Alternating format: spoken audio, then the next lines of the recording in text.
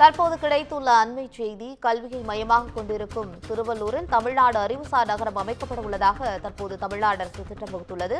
கல்வியை மையமாக கொண்டிருக்கும் உலக தரத்திலான தமிழ்நாடு அறிவுசார் நகரை 200 கோடி ரூபாயில் உருவாக்க தமிழ்நாடு அரசு திட்டம் வகுத்திருக்கிறது. இது குறித்த கூடுதல் தகவல்களை தருவதற்காக தலைமை செய்தியாளர் சிவா இணைப்பில் இணைகிறார்.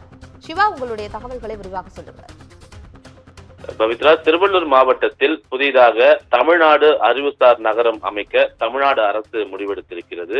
குறிப்பாக கல்வியை மையமாக கொண்டிருக்கக்கூடிய மிகப்பெரிய ஒரு உலக தரத்திலான தமிழ்நாடு அறிவுசார் நகரை அமைக்க 200 கோடி ரூபாய் செலவு செய்ய தமிழ்நாடு அரசு திட்டமிட்டிருக்கிறது.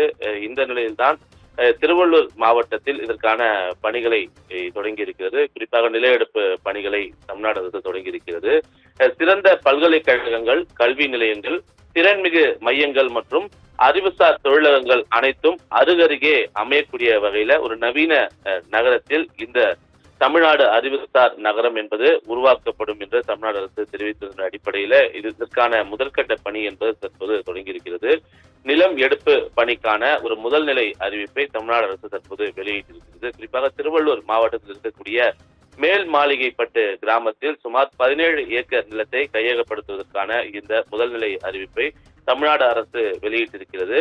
பொதுமக்களுக்கு இது தொடர்பான ஆட்சேபனைகள் ஏதேனும் இருந்தால் மாநல்லூர் சிப்காட் தொழில் பூங்கா மாவட்ட வருவாய் அலுவலரிடம் இது தொடர்பான தங்களுடைய ஆட்சேபனைகளை தெரிவிக்கலாம் என்றும், இதன் மீது தெரிவிக்கக்கூடிய ஆட்சேபனைக்கான கடைசி நாள் ஆகஸ்ட் 22ஆம் தேதி அன்று விசாரணையின் போது இது தொடர்பாக அனைத்து முடிவுகளும் எடுக்கப்படும் என்றும் தமிழ்நாடு அரசு தெரிவித்திருக்கிறது. எனவே திருவள்ளூர் மாவட்டத்தில் புதிதாக அமைய இருக்கக்கூடிய தமிழ்நாடு அறிவுசார் நகரத்திற்கான இந்த நிலை எடுப்பு பணிகள் 17 ஏக்கர் பரப்பளவிலான இந்த அறிவுசார் நகரத்தை அமைப்பதற்கான நிலை எடுப்பு பணிகளை தற்போது தமிழ்நாடு அரசு தொடங்கியிருக்கிறது. ஆட்சேபனைகளை தெரிவிப்பதற்கான கால நிர்ணயமும் தற்போது வழங்கப்பட்டிருக்கிறது. பவித்ரா,